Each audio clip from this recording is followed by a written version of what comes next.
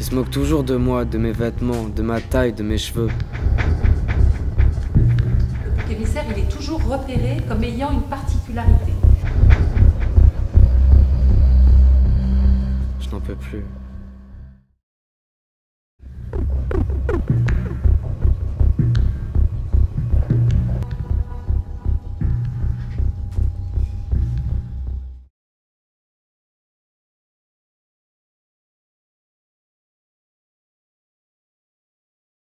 Ce sont des jeunes qui sont très petits ou très grands, ou bien ce sont des jeunes obèses, ou bien ce sont des jeunes qui peuvent boiter, ou qui ont des problèmes de surdité, ou qui ont des problèmes d'élocution, qui bégayent par exemple.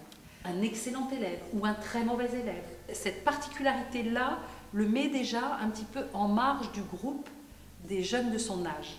Et du coup, c'est ce phénomène-là qui concentre l'attention de ceux qui veulent l'agresser.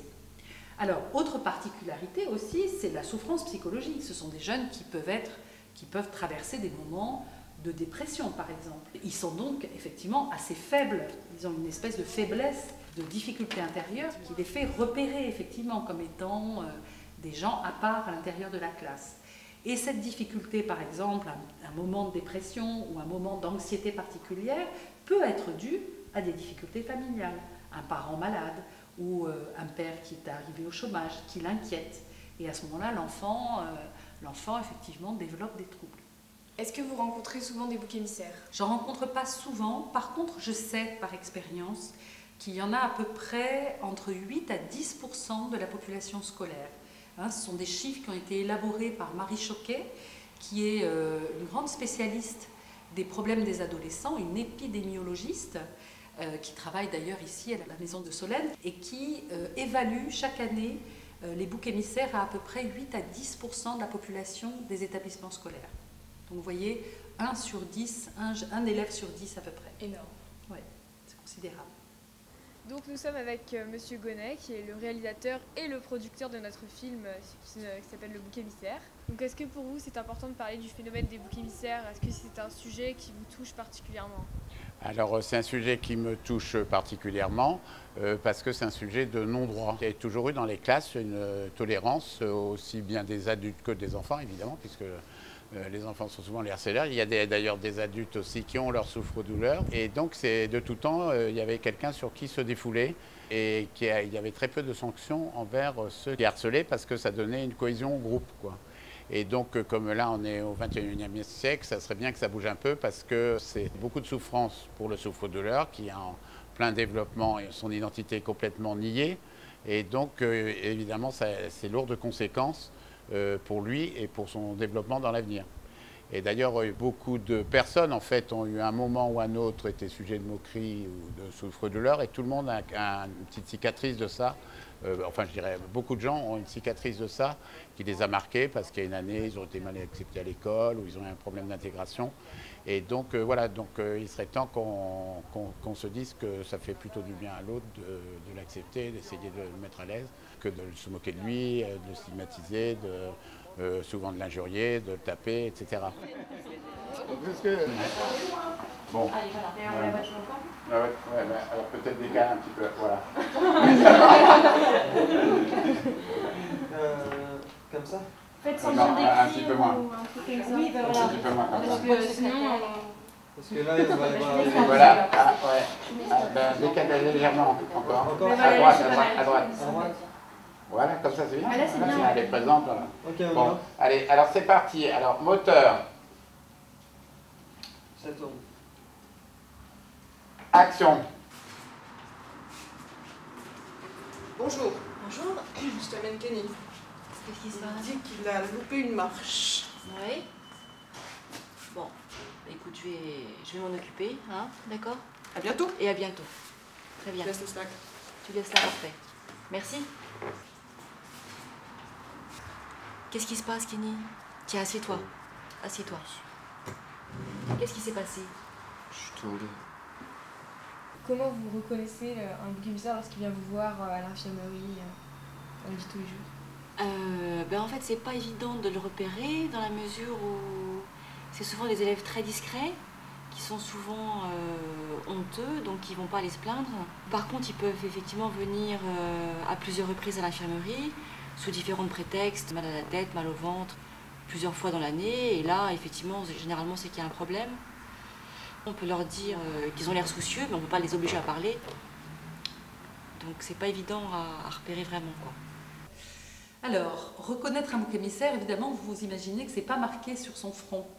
Donc, effectivement, c'est très rare qu'un bouc émissaire vienne consulter pour ça, pour le fait qu'il soit maltraité à l'intérieur de l'établissement scolaire. En général, les jeunes qui sont touchés par la violence scolaire, ils viennent consulter des psychologues pour d'autres choses.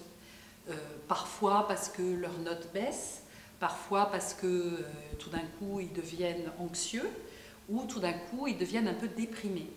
Et donc c'est plutôt au décours des entretiens, c'est dans l'entretien, une fois que la confiance est installée, que le jeune peut parler de ces difficultés-là. Il a énormément de mal à en parler d'un premier abord, enfin, tout de suite, parce qu'il a honte très souvent, il se sent coupable de cette situation.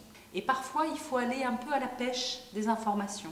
Alors moi, il y a 2-3 choses qui me questionnent toujours quand je vois un jeune, c'est lorsque la chute des notes est très brutale. C'est-à-dire quand c'est un jeune qui a été assez bon élève et que du jour au lendemain, il se met à avoir de mauvaises notes. Ça, c'est un signe, en général. On est donc dans un repère orthonormé. Vous faites la représentation en même temps que moi. Vous précisez bien le repère. Madame Martin, pourquoi avez-vous accepté de participer à ce projet? Ce projet était à l'initiative du médecin scolaire et du proviseur et ils m'ont proposé d'en faire partie. J'ai donc accepté. A priori, je n'avais pas d'idée franchement sur le traitement que nous pouvions faire du bouc émissaire. Et au fur et à mesure de la réflexion et de l'année scolaire, on s'est rendu compte qu'en classe de seconde, il y en avait pratiquement dans toutes les classes. Donc, je me suis d'autant plus intéressée à ce projet. Vas-y, pousse.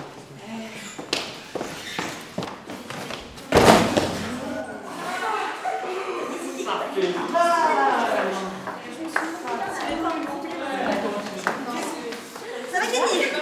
Qu'est-ce qui se passe? Qu'est-ce qui vous est arrivé? Je suis tombé. Tombé. J'ai raté la marche. Tiens donc.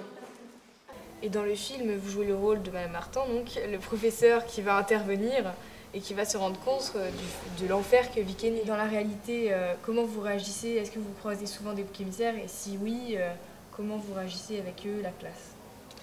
C'est très difficile. C'est un sujet sur lequel nous allons en plus réfléchir à partir de ce documentaire et à une réflexion en équipe. Parce qu'on s'est rendu compte qu'un professeur avait sa place. Il n'était ni psychologue, ni psychiatre. Et donc, il devait rester à sa place de professeur. Et donc, intervenir dans la classe pour éventuellement sauver, entre guillemets, la personne qui est le bouc émissaire et ne pas envenimer les choses avec le reste de la classe en essayant de donner une sérénité à la classe qui a été perdue. Je viens là. Lâche-moi. Écoute-moi bien, tu vas me faire mon devoir de maths pour demain, ok? T'as qu'à le faire toi-même. Fais pas le fou, sinon je te nique, toi. Arrête. T'as compris là, c'est bon? Lâchez-moi. Vas-y, bouge. Je me le fais pour 8 heures. Et est-ce que les autres, que ce soit les témoins ou les caïds, est-ce qu'ils se rendent compte du mal qu'ils peuvent faire en fait? Qu'ils ne font qu'attiser la flamme? Oui, alors je crois que ça c'est vraiment une question qui est très importante. Je pense que les caïds, comme vous dites, ils sont eux-mêmes enfermés dans leur violence. C'est-à-dire que très souvent, les caïds eux-mêmes ont vécu de la violence. Hein, les chiffres montrent qu'un élève qui a vécu de la violence a 5 fois plus de chances qu'un autre d'être auteur de violence sur les autres. Donc on voit bien qu'il y a un lien en fait entre la violence vécue et la violence agie. Et ça c'est quelque chose qui est très important. C'est-à-dire que très probablement les agresseurs, les caïds comme vous dites, ce sont des jeunes qui sont eux-mêmes en souffrance. Donc ça c'est quelque chose d'important, si bien que en fait ils se débarrassent de leur souffrance en faisant souffrir un autre. Ils s'enferment à deux dans la souffrance. Allô? Qu'est-ce qu'il y a encore là? Mais c'est bon, je vais pas m'engueuler tous les jours, là, arrête de me saouler. Mais tu m'as déjà tapé, tu vas faire quoi là maintenant? Mais je t'avais dit que j'allais me rattraper, c'est bon, ça sert à rien de m'appeler là. Je vais en cours là. Vas-y.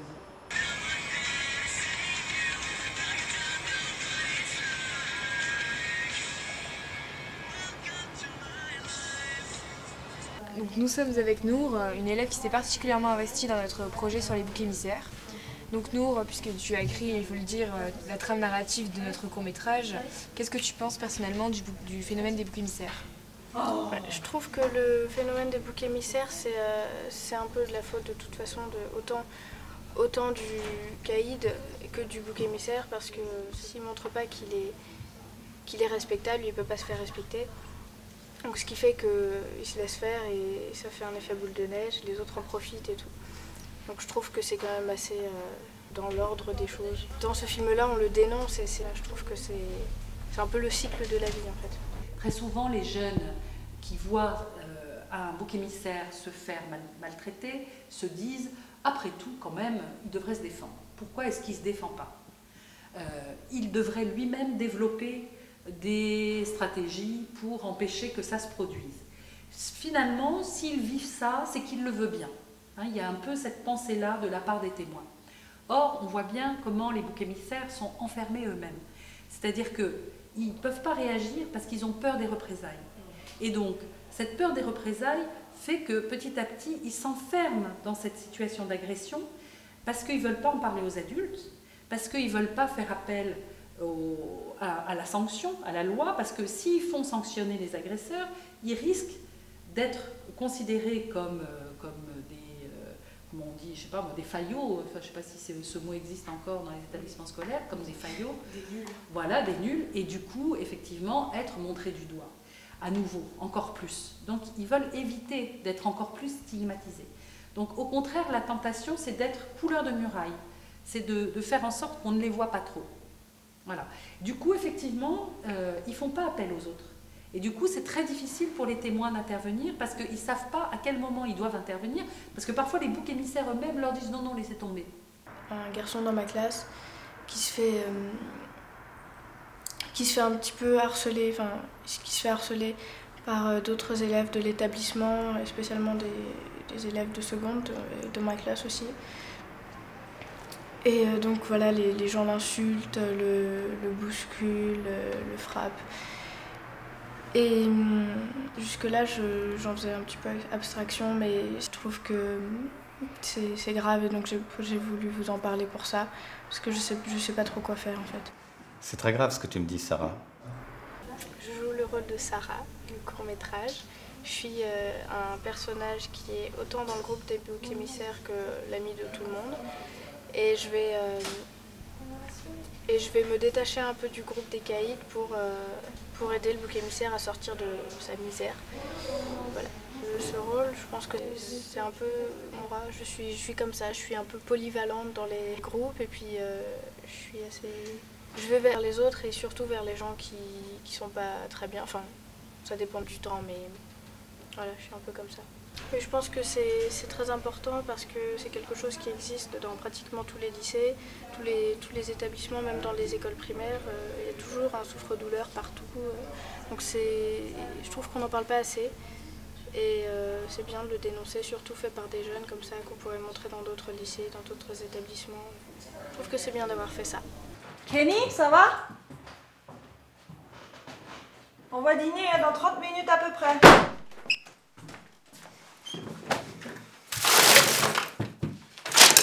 Et donc, jusqu'où ça peut mener le fait d'être bouc émissaire?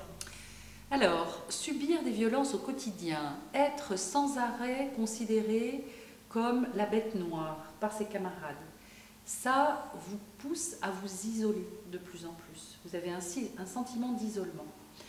Quand vous êtes isolé, vous avez l'impression, effectivement, d'être montré du doigt. Quand vous êtes montré du doigt et que vous êtes de plus en plus seul, de plus en plus en marge d'un groupe, vous perdez votre estime de vous. Quand vous perdez votre estime de vous, vous vous mettez à douter de vous. Et vous commencez à vous dire « je suis nul, je suis bon à rien ». Et à ce moment-là, ça vous fait rentrer dans une spirale de dépression. Et le problème des boucs émissaires, c'est ça. C'est ce phénomène qui les amène de plus en plus, au fur et à mesure qu'ils sont harcelés comme ça, à se mettre en marge du groupe des élèves, à se trouver différents des autres élèves, et c'est ce sentiment d'être différent qui leur retire leur estime d'eux-mêmes, au point que certains peuvent aller jusqu'à des tentatives de suicide.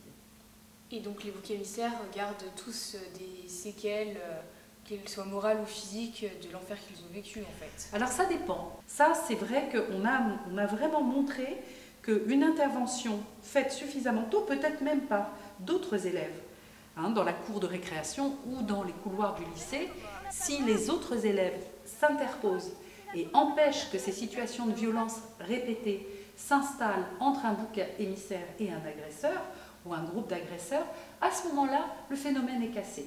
Et le jeune peut retrouver une image de lui positive. C'est d'ailleurs ce qui se passe dans notre film. D'accord. Gaël, je viens de sortir là. Tu me dégoûtes, vas-y, c'est fini. Vas-y, bouge, C'est c'est moi bien. qui Va l'ai voir dit tes au potes, CPE, c'est c'est bien. moi qui l'ai dit au C'est bien. CPE. Est-ce que vous avez des idées pour sensibiliser la population, que ce soit les jeunes, les parents, afin de réagir face à ce phénomène en constante augmentation? Alors, moi je pense que la première chose qu'on peut faire, c'est ce que vous faites aujourd'hui, c'est-à-dire faire des films de sensibilisation. Je pense qu'il faut que les jeunes parlent aux jeunes de ces situations-là. Je pense que les jeunes entendront mieux des messages de prévention et de sensibilisation si ce sont d'autres jeunes qui leur en parlent et si ce sont en particulier des victimes de ces situations de boucs émissaires. Ça, c'est la première chose. La deuxième chose, c'est qu'il me semble que les établissements scolaires ont aujourd'hui une responsabilité à prendre en compte ce phénomène, à essayer de le dépister, à être attentifs à ces situations et à faire de la prévention à l'intérieur des écoles. C'est-à-dire, à mon sens, à essayer de prendre en charge les conflits entre les individus, entre les élèves, dès qu'ils apparaissent, dans la cour de récréation, dans les couloirs du lycée, dans tous les espaces collectifs. Il me semble que le rôle des adultes aujourd'hui, c'est de faire de l'éducation. C'est pour ça justement que le prof aime bien faire la différence avec eux, donc justement qu'ils essayent de rendre vraiment vivant le cours et que personne ne soit mis à l'écart, que tout le monde doit participer. Absolument. 16h? Ok. Monsieur. Ah bah ma mère elle pourra si c'est vers 16h. Ah bah voilà. Je pense. Bah ouais, je pense que. Bah, le temps qu'elle vienne, vers 16h. Je vais venir vers 3 quarts d'heure pour y Vu que la scène avec la mère, on dirait 15h. Il n'y a pas longtemps la scène avec la mère. Bon, d'accord, ben on va déjà voir avec la mère, on lui a dit 15h. La scène de maths, quand on prend la scène de maths, comment? La scène de maths, quand on filme avec les boulettes, oui. Le cours. Et donc, qu'est-ce que vous pensez du travail qu'on a fourni, le film, le documentaire en l'occurrence? Eh bien alors, donc j'ai trouvé ça plutôt sympathique, que vous étiez à l'écoute et que vous aviez envie de faire des choses. Et puis vous avez été en empathie avec le souffre-douleur dans la classe, enfin par rapport au héros qui a un souffre-douleur. Donc c'était plutôt sympathique. Bon, au niveau des solutions, ben, tout est à faire en fait, parce qu'il y a des notions de droit à aborder, il y a des manières d'intervenir dans les lycées et les collèges par rapport aux questions de violence qui ne sont pas encore tout à fait trouvées. Donc il y a beaucoup de travail à faire, mais donc le film aura l'avantage de poser la question et de dire, bon, bah, par rapport à ça, qu'est-ce qu'on peut faire, quoi. Voilà. Et puis donc comme le film est relativement dramatique, donc ça va permettre de montrer que le harcèlement est vraiment un danger pour les élèves, quoi. Voilà. Oui, ben merci Monsieur Gonnet d'avoir répondu à nos questions. En tout cas, j'espère que notre film contribuera vraiment à parler du sujet déjà et surtout à améliorer les situations actuelles des boucs émissaires de tout temps. Voilà, puis alors j'en profite pour remercier toute la classe qui a si bien travaillé par rapport aux élèves, ainsi que les enseignants. Toute la classe. Très bien.